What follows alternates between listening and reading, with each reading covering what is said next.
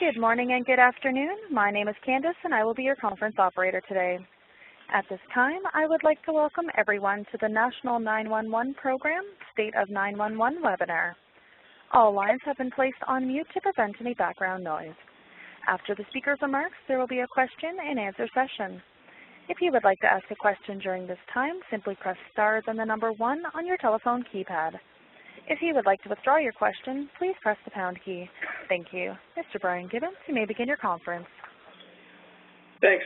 Hello and welcome to the third installment of the State of 911 webinar series being presented by the National 911 Program. My name is Brian Gibbons. I'm contractor support for the program. This webinar series was designed to offer 911 stakeholders information about ongoing federal and state 911 and NG 911 projects and provide real experiences and best practices from early adopters about 911 and NG 911 transition processes currently underway across the country. Like I mentioned before, this is the third installment of our bi-monthly series. Each webinar consists of a presentation from a federal level and a state level 911 stakeholder, with each presentation being followed by a 10-minute Q&A session. At the end of the event, if there's time left over, we'll open up the line for additional questions. Following this event, a recording of the presentation, along with the slides, will be posted on the National 911 Program's website, www.911.gov. You can go there to find information about past and future events, as well as learn more about the National 911 Program. We'll begin today's event with a presentation from Ms. Lori Flaherty. Ms. Flaherty is the coordinator for the National 911 Program. She will be providing an overview of the 2011 National 911 Progress Report. Following the Q&A with Lori, Ms. Marlis Davis, the King County, Washington E911 Project Manager, will be presenting on King County's NG 911 plan. So without further ado, I'd like to hand it off to Ms. Flaherty. Thanks, Brian. Good day, everyone. Thank you so much for joining us today. As Brian mentioned, my segment will be on a report that was recently posted on our website on a project that has been going on for some time to collect data at the national level on the progress of 911 across the country. What I'll be reporting on is the 2011 National 911 Progress Report. So I'm just going to run through basically, my 20 minutes will be the who, what, when, where, why, how, and, probably most important, so what, about that project and what it means to you, what it might mean, and why we were so interested in pursuing data collection at the national level. So first, let's talk about what it is. The National 911 Profile Database is a uniform set of data elements and definitions to be collected from the states and aggregated at the national level. And it includes two kinds of data.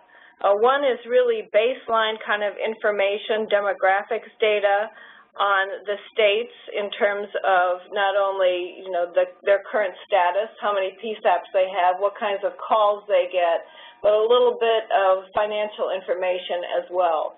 And then on the other end of the database, we have progress benchmarks related to their progress in implementing Next Generation 911. I'll go into greater detail, but it's broken up into a process, if you will, rather than just technical data. So you'll see data on where the states are in terms of both planning and procurement. And in that procurement section, it's broken down into 23 different components. So there is some level of detail there in terms of where the states are in implementing and deploying different components of an NG 911 system. Also, there's information on who's installing and testing, where they are, in terms of transitioning to NG 911 and operation.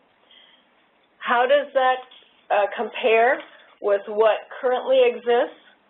If you're familiar with the NINA, National Profile, you know that database contains information on the country.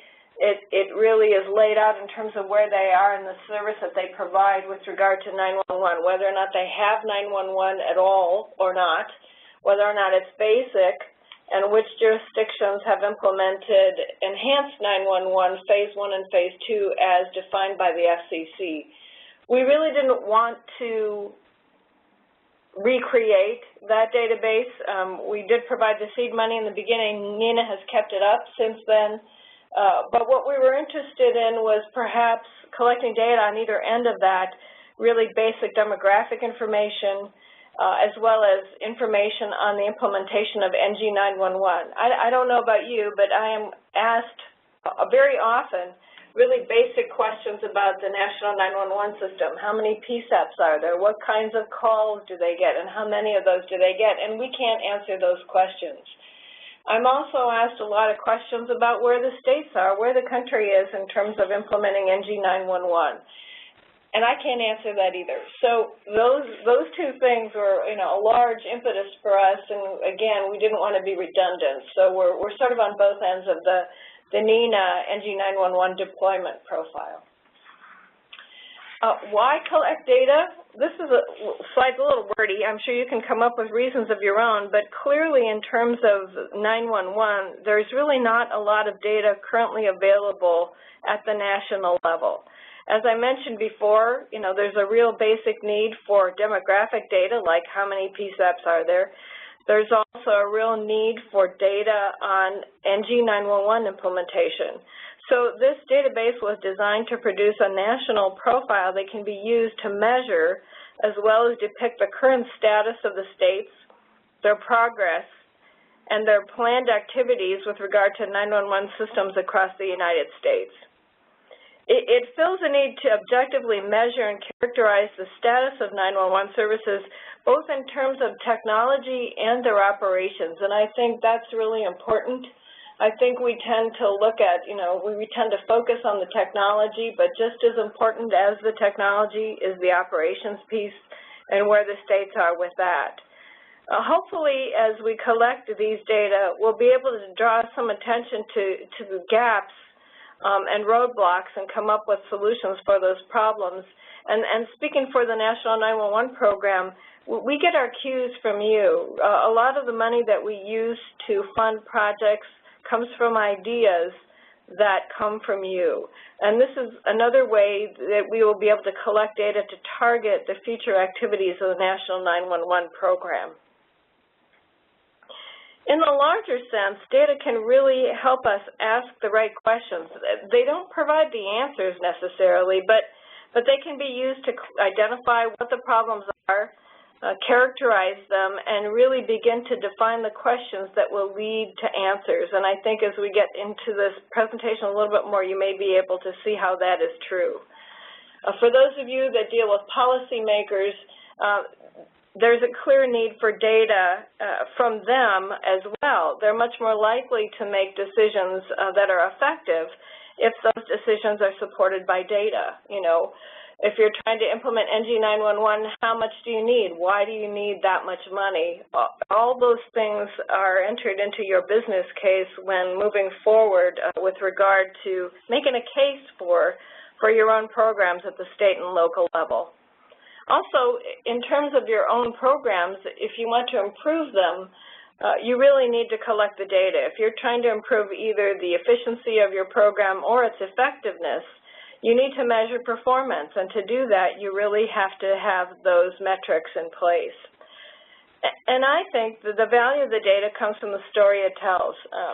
As we turn data into information, it tells a story about where 911 is, where it came from, and where we want it to go. So there are a lot of different values in terms of collecting these data that we hope to achieve.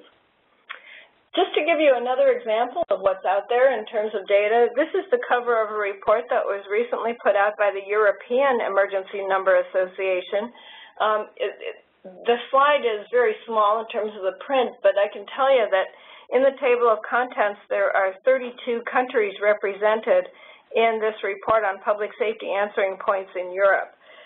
There are 47 countries and independent countries in Europe, and there are 43 countries that are reported to be a member of ENA.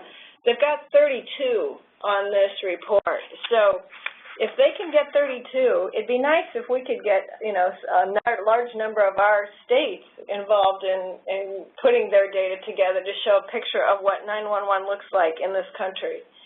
On the next slide, you'll see an example of the kinds of data that they have available for each of the countries that submit data. And I realize you can't read this, but just to give you an overview, the kinds of data that are available on this report are the number of PSAPs, the kinds of technology that they utilize, specific information with regard to caller location and how it supports emergency services, accessibility for people with disabilities, information on their public warning system, what kinds of projects and upgrades they're currently involved with, the size of the population that they serve, the size of the land area that they serve, the name of the agency that handles 112 in their case, related laws and regulations, and a graphic that shows the infrastructure model that they use with their system. So there's an awful lot of information there for each one of their members that characterizes the 112 system in Europe.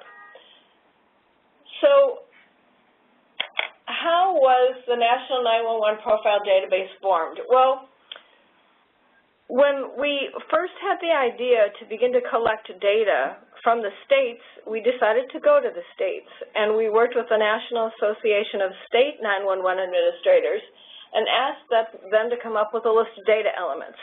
We asked them what data elements would be most useful to them and which data elements would be feasible to collect. And they came up with a list of data elements.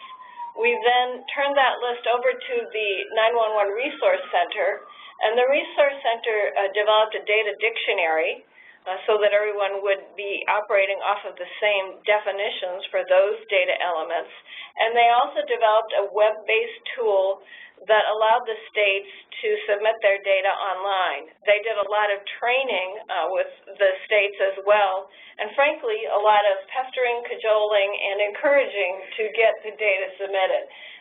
In the National 911 program, we really don't have the authority to compel anyone to submit data, but they did an awfully good job in this first round of encouraging people to participate. So what you'll see in this database, as I mentioned before, are basic baseline data with regard to the administrative structure of the 911 system, what their system is comprised of, the kinds of calls that they receive from different forms of technology, as well as some fiscal information. And then on the NG 911 side, what you'll see, as I mentioned before, is information with regard to where they are in the process, whether or not they're planning, procuring, what they're procuring, if it's been installed, if it's been tested, if they've made the transition, and also aspects related to the operation of those systems. And here's the results that we got. Now, I'd like you to keep in mind that these are 2011 data, so these are already a little bit dated with regard to the information that is in the database. But again, just on the basis of, encouraging, pestering, and cajoling, we got 28 states to participate, and that translates to about 60% of our population in the U.S.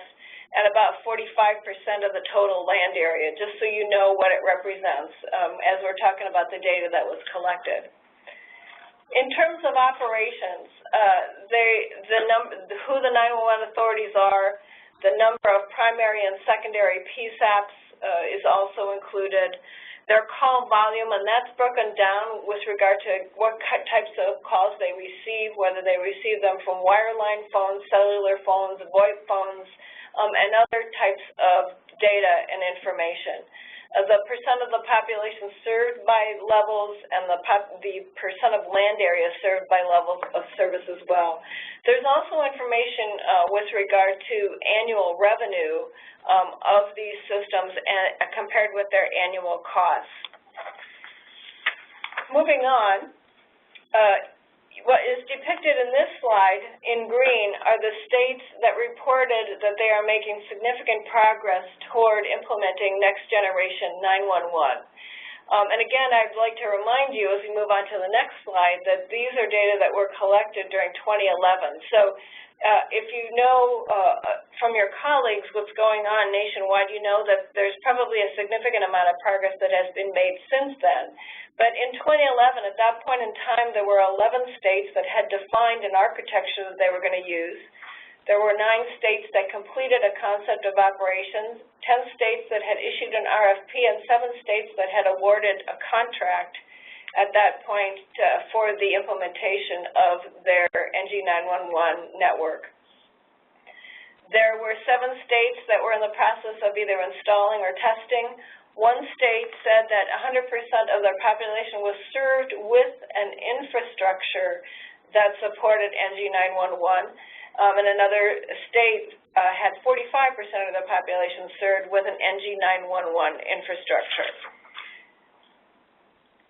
Clearly, there are limitations in this first report. As I mentioned before, we got 28 of the 50 states and 6 territories to report their data. So it is not complete. We also found that, this being 911's first foray into collecting data at the national level, there was still some inconsistency in terms of how people understood the data elements, and we really have identified a need to go back and make clear some of the definitions that we use so that people are reporting the same information. There is a clear limited ability of the states to collect these data. Perhaps they don't have the authority to do it at this point. Perhaps they don't have the funding or the staff or the collection mechanism to collect these data on the state level in order to submit them or in order to share them. And there are also limitations with regard to their ability to share these data in some cases. What we agreed on this first go-round with the states was that in the final report, we would only report the aggregate. So what you will see in this report is a listing in the aggregate of the information that was collected from the states with regard to these data elements. And clearly that has limitations as well. There's no way to compare one state against another. There's no way for the states necessarily to use this information to begin to see how they measure up against their neighbors or anyone else in moving their own systems forward. So that was a clear limitation of this project, at least at that point in time. But going back to what I talked about in that previous slide, there are a lot of real reasons to collect these data, not only to be able to answer the question, where is the United States in terms of implementing NG911, but also, being able to compare or to understand why it costs more per call in one state from another, why one state might be having issues in implementing compared with another. There are a lot of valuable lessons that can be learned from the states in deploying these NG911 systems moving forward that really could provide useful information to the rest of the stakeholders. And in fact, if you have seen the FCC's report to Congress that was submitted a couple of weeks ago, that was sort of borne out in their report. There were a couple of recommendations they made, and they're wordy, but I will paraphrase that one of their recommendations was that Congress should support enhancements to the PSAP registry, which the FCC operates, as well as this profile database to enable the collection of data. They really thought it was an important way to track how the nation is doing with regard to not only really basic information, but with regard to the implementation of NG. And they also suggested that Congress authorize the information collecting with regard to NG911 implementation data in general.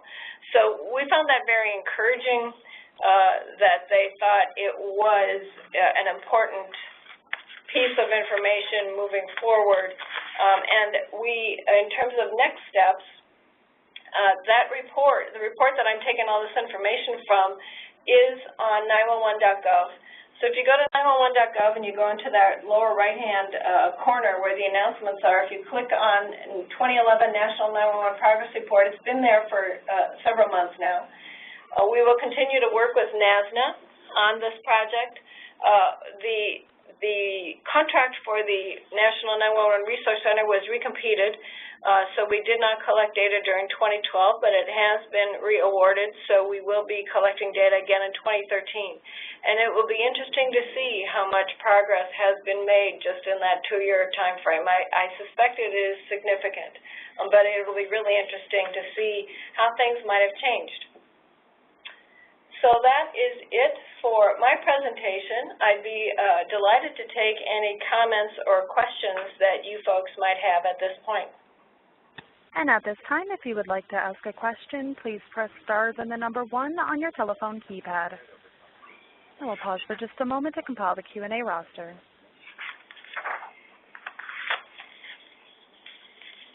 And again, if you'd like to ask a question, please press star 1 on your telephone keypad.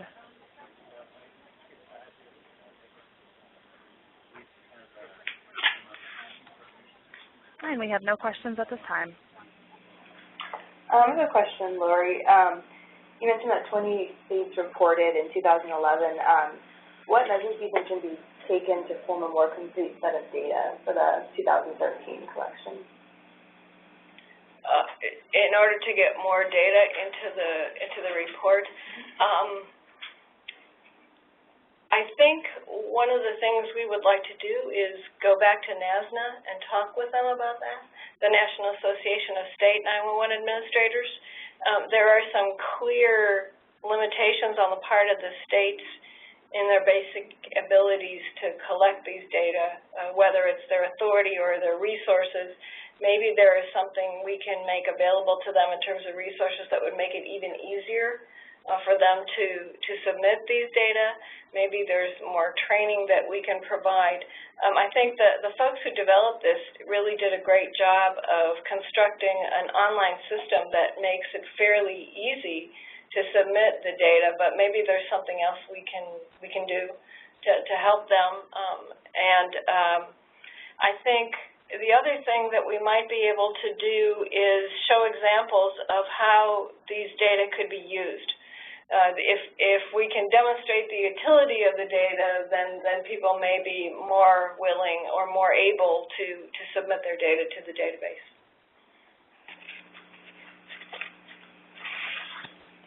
And excuse me, we do now have some questions on the line.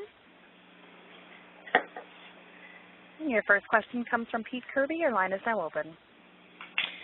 Thank you, Colby. Laura, are there any surprising data points that you all were able to obtain from that first go-around in 2011?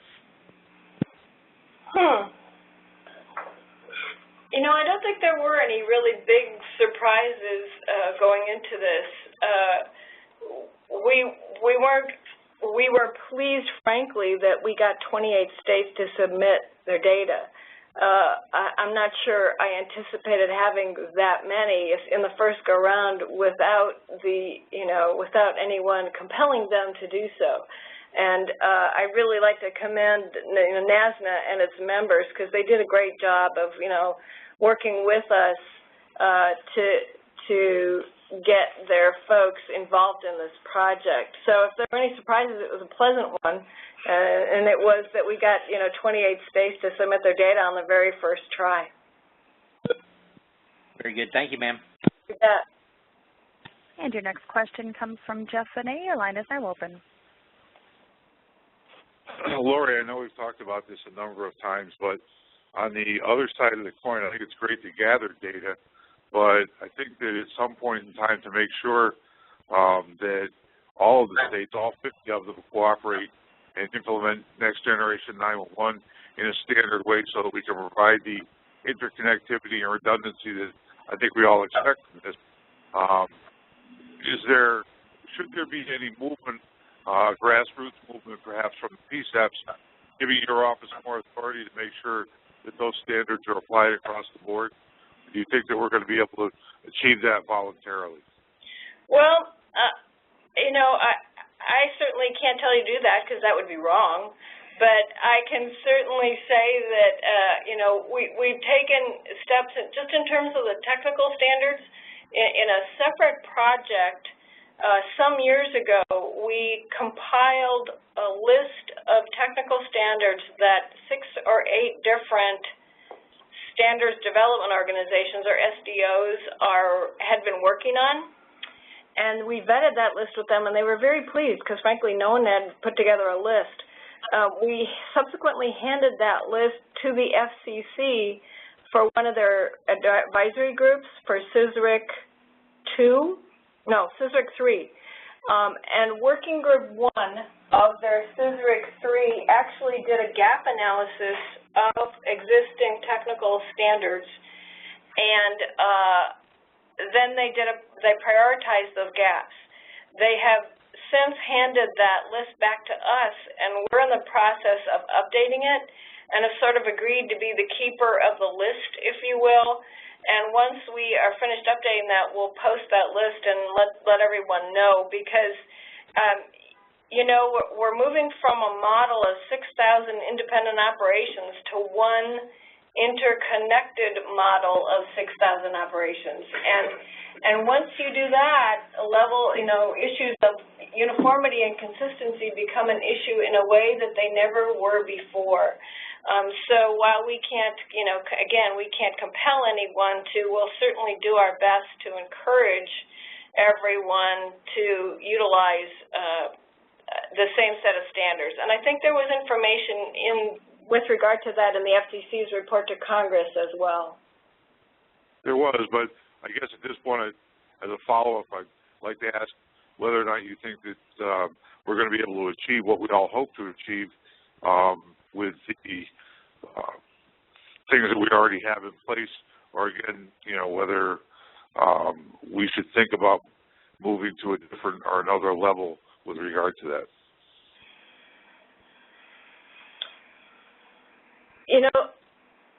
There's an awful lot of... I apologize. No, there's an awful lot of moving parts to this. I think it's a good news, bad news thing. The good news is that you can coordinate with a whole lot more people in this kind of system, and the bad news is that, you coordinate with a whole lot more people with a kind of system like this. And I realize the challenge is I would hesitate to say that doing it any differently than we're doing it now would be better. I don't know that that would be the case, but we can certainly do what we can. Our job here is to try and get 911 to the table every chance we get, and to connect the dots every chance we get, and we'll continue to do that. Okay, thank you.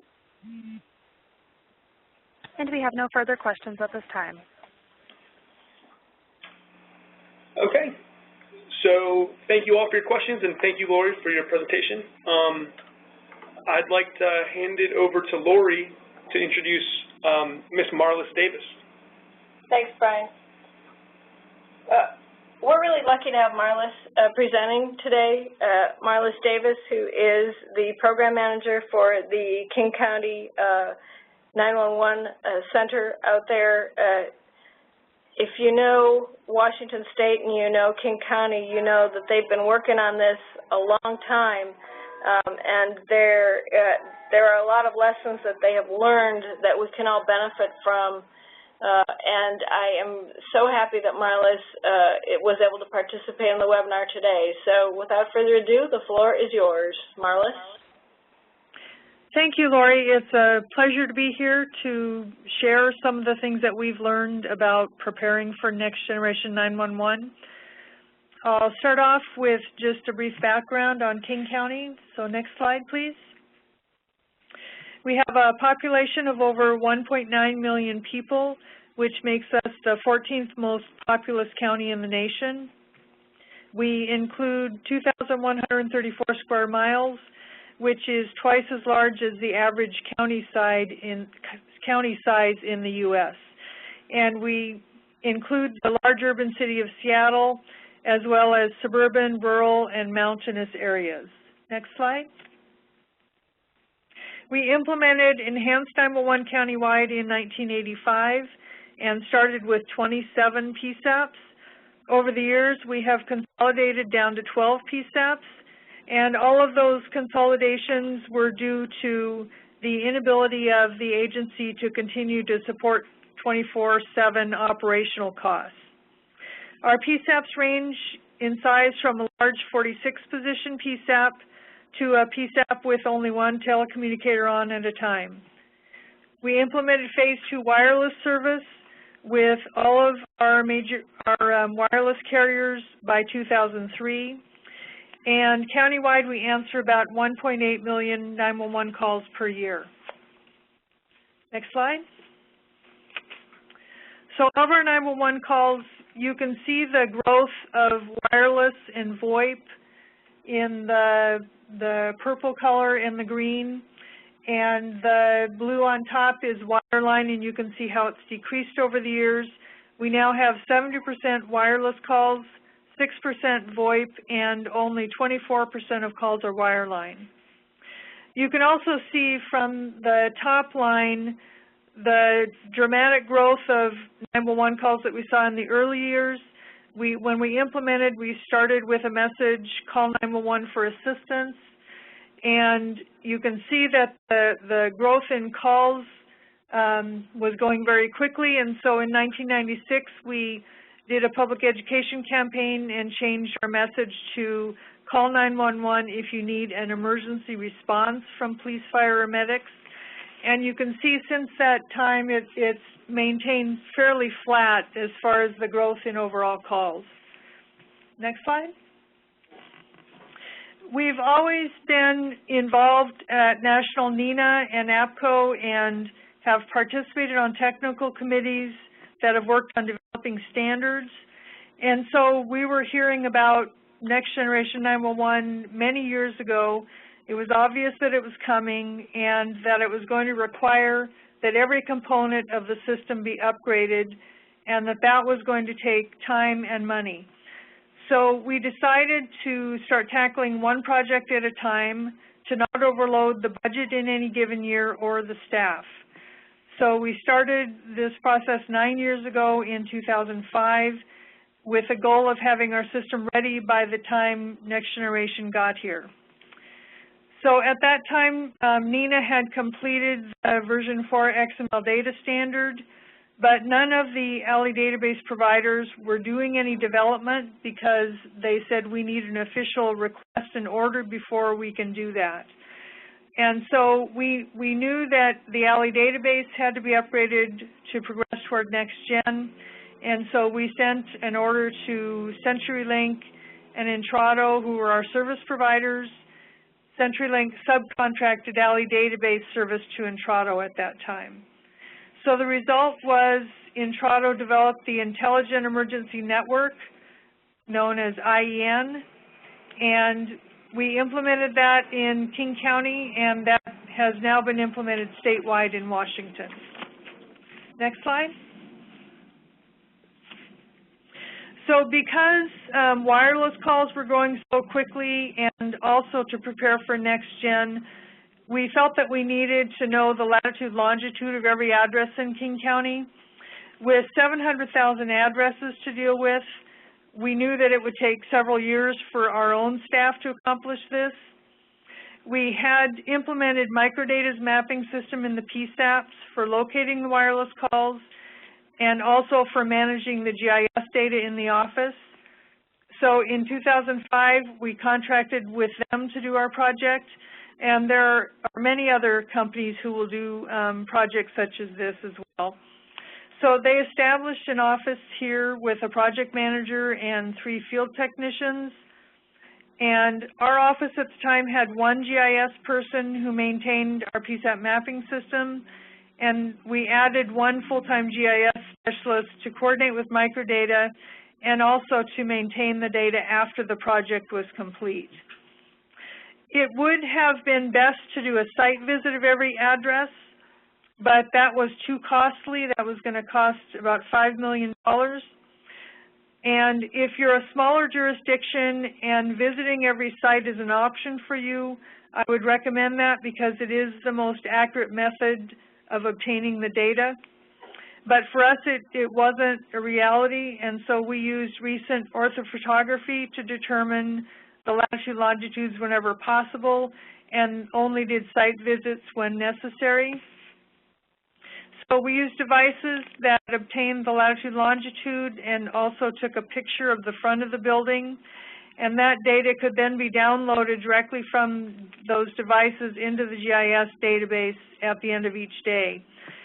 It took 3 years to complete this project, and since then our GIS specialist has continued to maintain the data.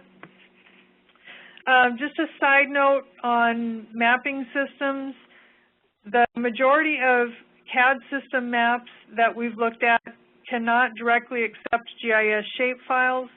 The data must be converted, which reduces the accuracy.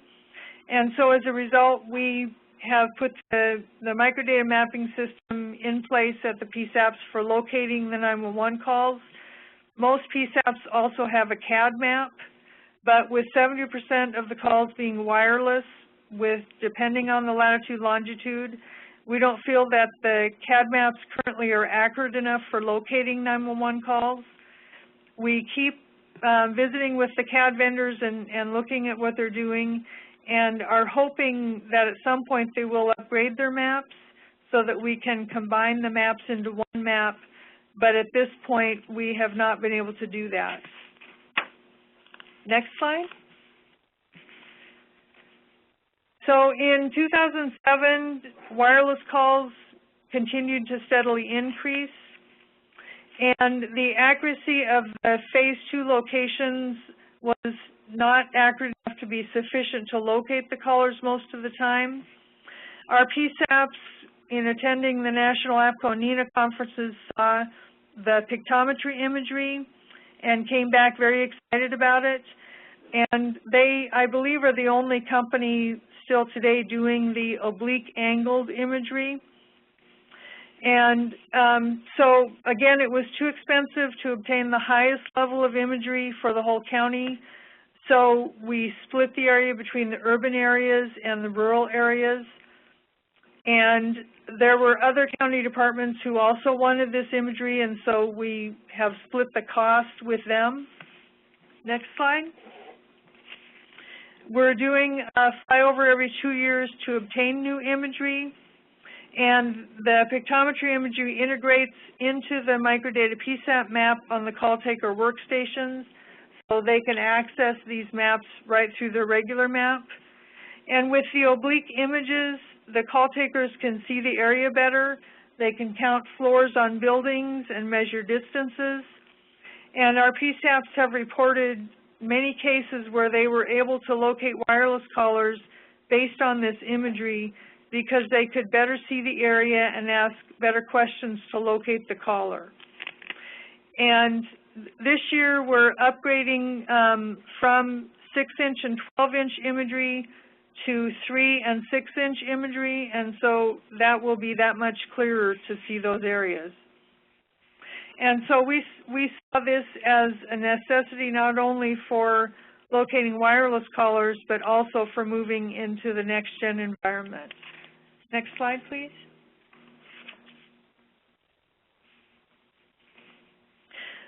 So we knew to be ready for next-gen that we needed to upgrade our PSAP E911 equipment to be capable of interfacing with an IP 911 network.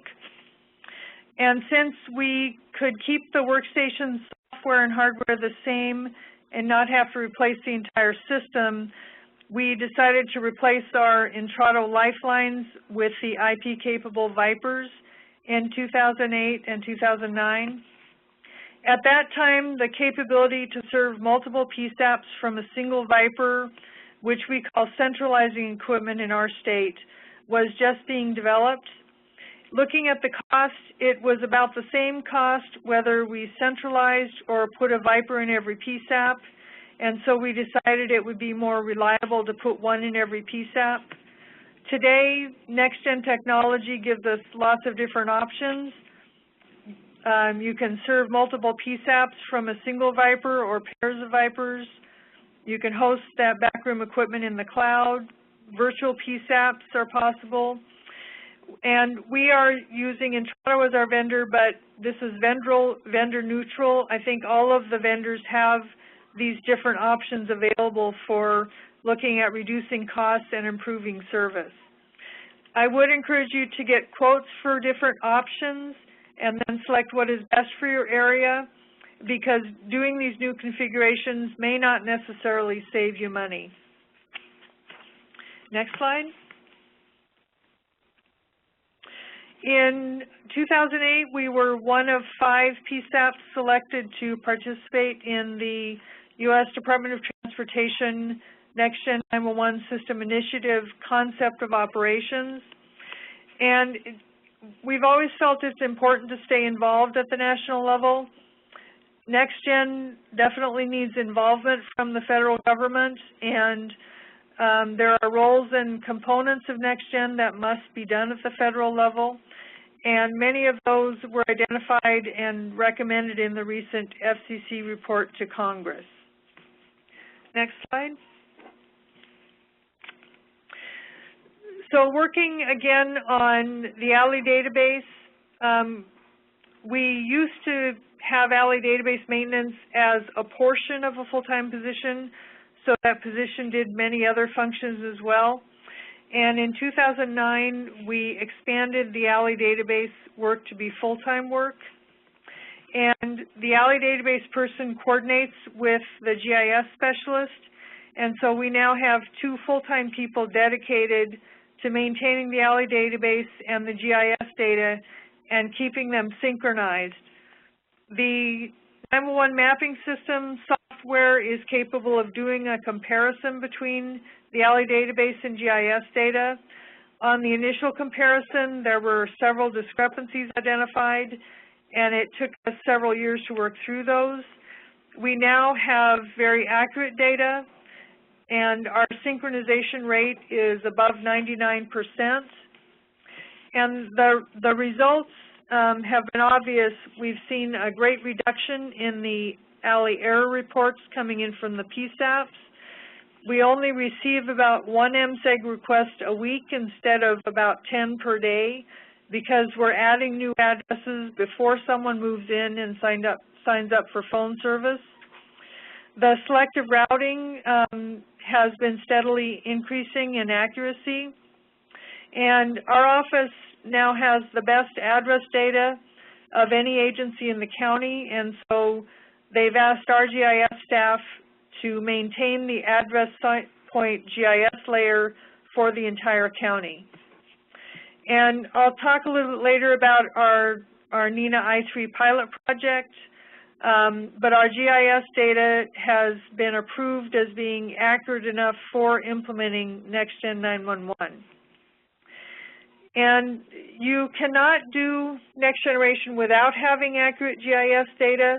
I think this is a very critical area that is going to hold PSAPs up from moving on to NextGen, because it's something that takes quite a bit of time to get to this point, and PSAPs should definitely make it a priority to get started on this so it doesn't end up holding you up later. Next slide. So in getting ready for NextGen, we felt that we needed someone at the PSAPs that we could coordinate GIS and IT with.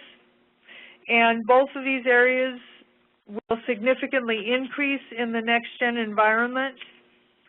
And our PSAPs were unable to get positions approved in their budgets, so our office initiated funding for a CAD GIS FTE and an IT systems specialist FTE in the PSAPs. So our 6 largest PSAPs with more than 10 answering positions have 1 FTE for GIS and 1 for IT for a total of 2 FTEs. The 6 smaller PSAPs have a half of each position for a total of 1 FTE. And we're paying the salary, benefits, hardware and software, and up to $2,000 per year for training.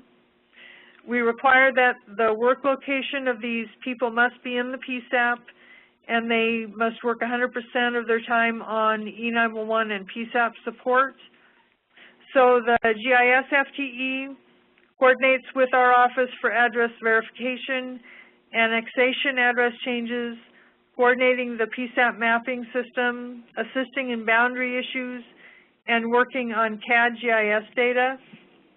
The IT specialist coordinates with our office on IT-related work, support for the systems that interface with the E911 equipment, such as the CAD and logging recorder, troubleshoot problems that affect the handling of the 911 calls, and we're working with them to coordinate next-gen 911 security and upgrades in the PSAPs. Next slide.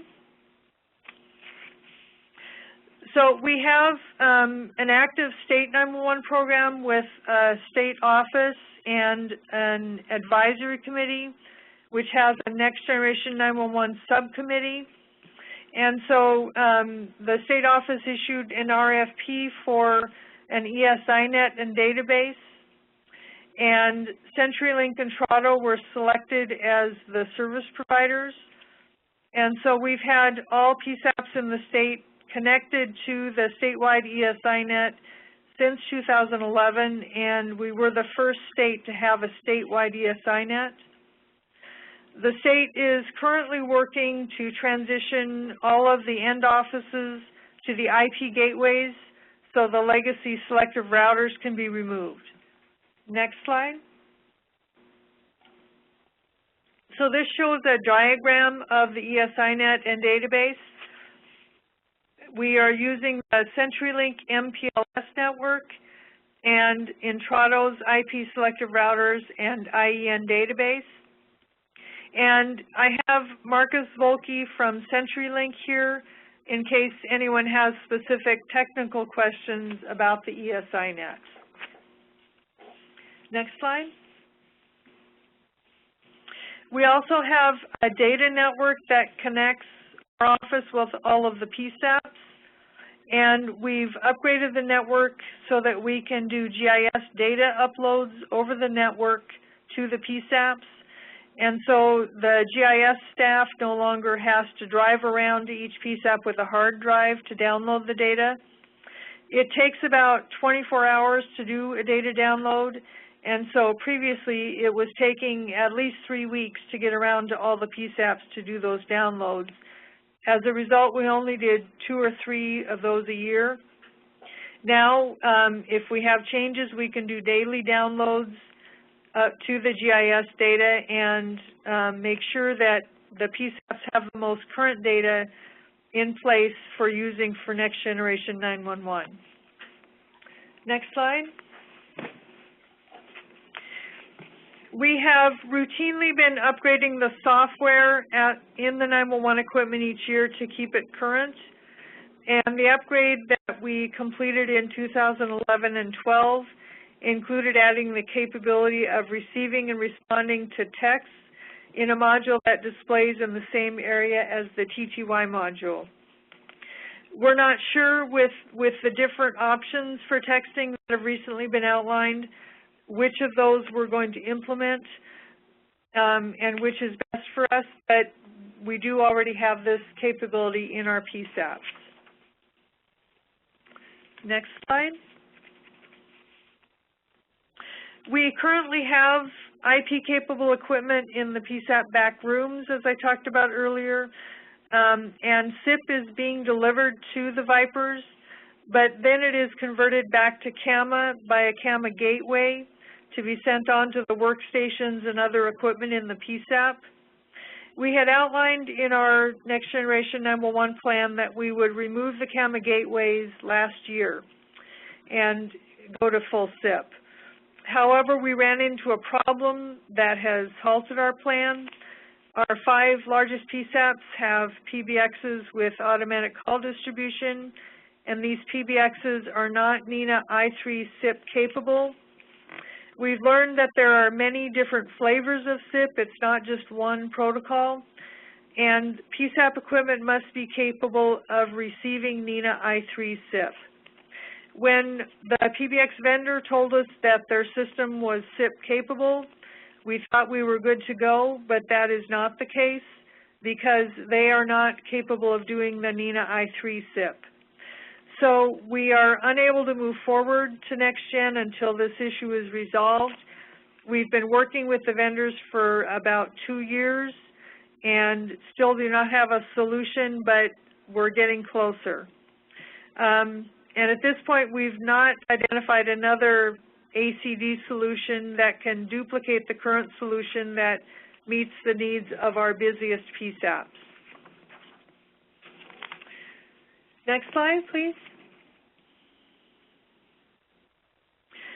So Smart 911 is a hosted supplemental database service, and we are viewing this as the first of many next-gen databases that we will add to our system. We're implementing Smart 911 for 2 reasons. As I said, 70% of our calls are now wireless and come in with no address. People can register their phone numbers in Smart 911 and enter their home, work, and school addresses, including apartment numbers, floor, and room numbers. And this is where they're spending 90% of their time is at these various addresses. So if we get a phase 2 latitude, longitude that is near one of the addresses and the caller cannot provide their location, the PSAP would then have an address in Smart 911 that they could dispatch to. The other reason we're doing Smart 911 is to improve the level of service to the deaf, hard of hearing, and speech-impaired communities.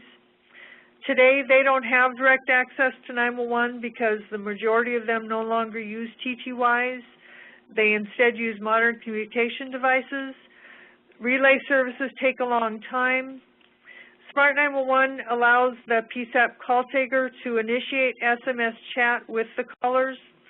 We are only initiating SMS chat if the person has registered as deaf, hard of hearing, or speech impaired, and they have checked a box that says that they prefer to communicate via SMS chat.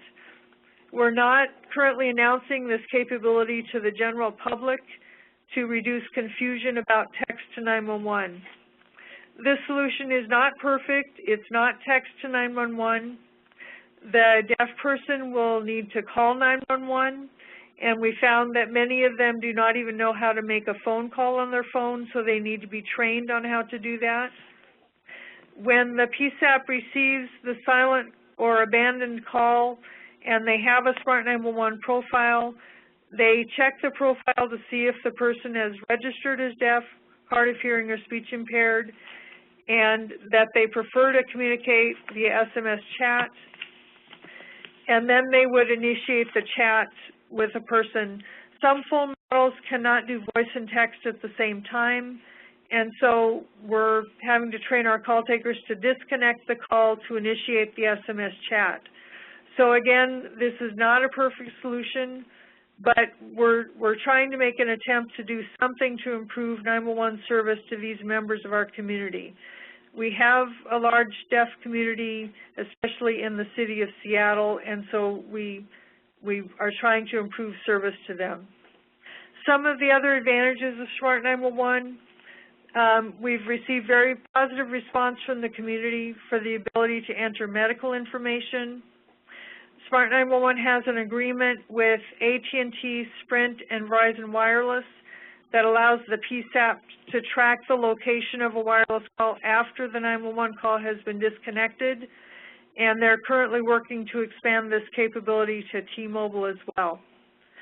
People can enter their profile in multiple languages, and they can identify their primary language, so the PSAP can immediately know what language they're speaking and bring interpreters onto the 911 call more quickly. Next slide, please.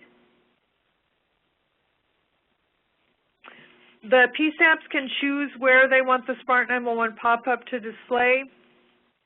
Some are doing it on the CAD screen, and the CADs already had internet connectivity, so there was no increased security risk. Some of the PSAPs wanted to display the pop-up on the E911 screens, and previously the E911 equipment LAN has been a closed network, and so adding internet connectivity into that network increases the security risk for all of the equipment on the network. We've worked with CenturyLink and our PSAP network experts to develop a security solution. It involves several sets of firewalls and a DMZ, which is a subnetwork. And this should protect our PSAPs for Smart 911 and any other next-gen services that may require internet connectivity. So we're hoping to have this solution installed and Smart 911 implemented at the remainder of our PSAPs by next month. Next slide. We have also initiated an I3 pilot project with CenturyLink and Intrado as our service providers of the ESINet and database. We will be testing all components of full I3 functionality in the ESINet and to our test PSAP. This includes testing that list of acronyms that we hear at the NENA conferences. We'll also include testing of text to 911, hopefully with all of the carriers who provide service here. We'll also be testing pictures, video, graphic MSEG, and coordinate-based routing, and spatial routing based on GIS data. And as I mentioned earlier, our GIS data has been approved as accurate enough to use for the spatial routing of 911 calls. If this testing is successful to the test PSAP, we will prepare to move forward with implementing these functions in our live PSAPs. And obviously that's going to take some time because we will need to establish the policies and training to prepare for these changes before we would implement them in the PSAP. Next slide, please. We're also involved in an advanced automatic collision notification, or AACN, pilot project with our main trauma center at Harborview Medical Center and Emergency Medical Services. And this is being sponsored by NHTSA's Office of Emergency Medical Services, and we are one of 6 siren sites around the country, and those are crash injury research sites. Phase 1 of this project will deliver the AACN data from the telematics providers through the ESINet to the 911 equipment at our 3 largest EMS PSAPs. The second phase will integrate this data with the CAD systems and the EMS system. Since AACN has always been seen as a part of NextGen 911, this project fit in perfectly with our NextGen plan and current I3 pilot project. Next slide. So we've been trying to anticipate the impact of NextGen 911 on the PSAPs. All of the additional data and the need to distribute that data will increase staffing needs at the PSAPs. Text and data have different requirements than voice calls. We've heard experience from PSAPs that have implemented texting that an emergency text conversation can take 11 to 14 minutes. We anticipate that it will be challenging for the small PSAPs with only one call taker dispatcher to handle NextGen with all of this additional data. And we are determining that NextGen 911 will be more expensive than E911. There are technology costs of all of these upgrades that I've talked about, costs of additional services. So each time we add a new NextGen service, that will add cost. And then the operational costs of the additional staffing at the PSAPs. With all of these projected increased NextGen costs, we've shown that our financial plan is not sustainable into the future, and we actually show that we will run out of funds in 2015. We also provide operational support to our PSAPs, and in order to fund the system costs, we are seeing that we cannot continue to sustain the same level of support to the PSAPs. Next slide. And so we've initiated a PSAP consolidation assessment. We formed a steering committee with the directors of the 12 PSAPs and also police, fire, and EMS representatives. We issued an RFP for an experienced qualified firm to provide a high-quality professional PSAP consolidation assessment of our system. And Geocom was selected as the vendor for that. And again, there are many vendors who do these types of assessments. So we've asked them to identify different options for PSAP configurations and have also asked them to assess whether we are providing the most efficient and effective 911 service to the public. With 12 PSAPs, we have to transfer a lot of calls, and we want to see if there's a better way to do that. So we've asked them to recommend the optimum PSAP configuration for King County for moving into the future. They have completed their assessment, and we're working with them to finalize the report. Next slide, please.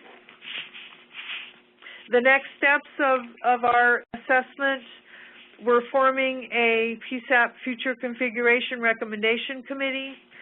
This will be a committee of policymakers to make recommendations on the final configuration of PSAPs in King County. Again, we include the 12 PSAP directors and police, fire, EMS representatives. And also we're including a policymaker from each PSAP agency. This committee will meet between April and December. We're starting with the options identified by Geocom and then identifying any additional options that we want to consider. And then we will be evaluating all of these options. We'll also develop a transition plan for moving from the current PSAP configuration to the future. And we're hoping to reach consensus on recommendations, actions, and timelines by December of this year. This has been a difficult process for everyone involved, but again, we've determined that with increased next-gen costs, we simply cannot afford to support 12 PSAPs in the next-gen environment. And I know that PSAP consolidations are being looked at across the nation, and I think that other agencies are facing this same reality of increased next-gen costs.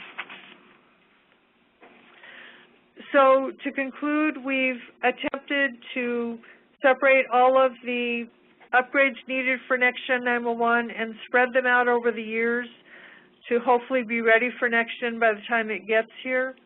We've been working at this for the past 9 years. I would encourage other areas to start looking at these various upgrades if you have not already done so, because these do take a lot of time and there are costs involved, and you're not going to be able to accomplish all of this in a short time once next-gen gets here. So you need to start preparing for that now. Next slide. So this is my contact information for anyone who thinks of other questions after today. And as I said, Marcus Volke is also here to assist in answering questions. Thank you. And at this time, if you would like to ask a question, please press *1 on your telephone keypad. And your first question comes from Jeff Benet. Your line is now open. Marlis, one of the things I noticed is that you're pretty well linked up with Smart 911, which I think is a fabulous addendum to the 911 system itself. But I'm curious as to how you made that relationship happen. Did you do a bid, an RFP, or did you just purchase them because they were the only ones that did what you were looking for them to do?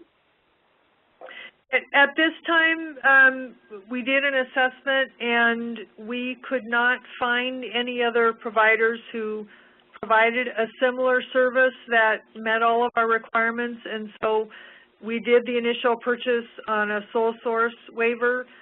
I anticipate as we progress toward next gen that there will be other services like that that develop, but at this point they were the only ones that we could identify. Okay, thanks. And again, if you would like to ask a question or if you have a comment, please press *1 on your telephone keypad.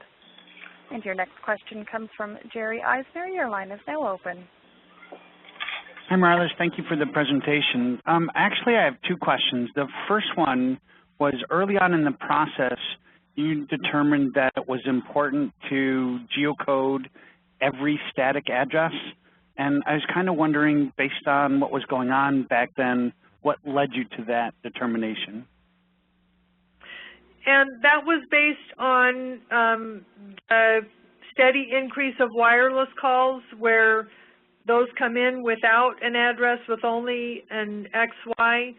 And our mapping system has the capability, if an XY is accurate and falls in the same vicinity as an address, our mapping system will show us those addresses, and so we can question the caller to see if they might be at that address. Okay. And then the second one, and kind of following up to the first question, do you have any ability to utilize the data gathered by Smart 911 in the future? I mean, with a CIDB, you might just store that yourselves. And one of the things that we saw as an advantage with Smart 911 is that we do not have the data. We don't house it here. We're not responsible for its security or disclosure. And so we found it attractive that it's kept off-site in a national database, and therefore we don't have all of that responsibility that goes along with having that data. And we also, the public, we've been able to tell them that it's secure and it's private. We don't see it until they call 911, and if we were to use that data in that manner, that would change that scenario, and we were concerned that people would be hesitant to share their personal information. So other than location data in the next-gen EZINet, what are you expecting to capture and manage? As far as the Smart 911? No. I mean, just in your own EZINet, the data that you guys are going to house. And we don't know at this point what that might look like. We've been told with Next Generation that there will be multiple databases with different types of data. There might be a medical database developed or other types of data that the next-gen system can dip into and pull the data out. But those databases have not yet been defined as far as what they might be, other than like the medical information, telematics data. But we anticipate thank you. More data will be available in the future. And we have no further questions at this time. I turn the call back to our presenters. Well, thank you. I'd like to thank both Marlis and Lori for their presentations. And I'd like to thank you all for attending. We look forward to your participation in future State of 911 webinars. The next installment will be Wednesday, May 8th at noon Eastern with a presentation from David Tucker from the state of Vermont. And we're still firming up the federal participant, so that's still to be determined, but we will let you all know. Registration for this event opens up in a little bit under a month, and information for this event will be posted to 911.gov, as well as the slides from today and a recording from today. So please check out www.911.gov for information on past and future events, as well as general information on the National 911 program. If you have any questions regarding future webinars, please contact ng911wg@bah.com, and we would love to hear from you. So again, thank you for attending. And this concludes today's conference call. You may now disconnect. Speakers, please remain on the line.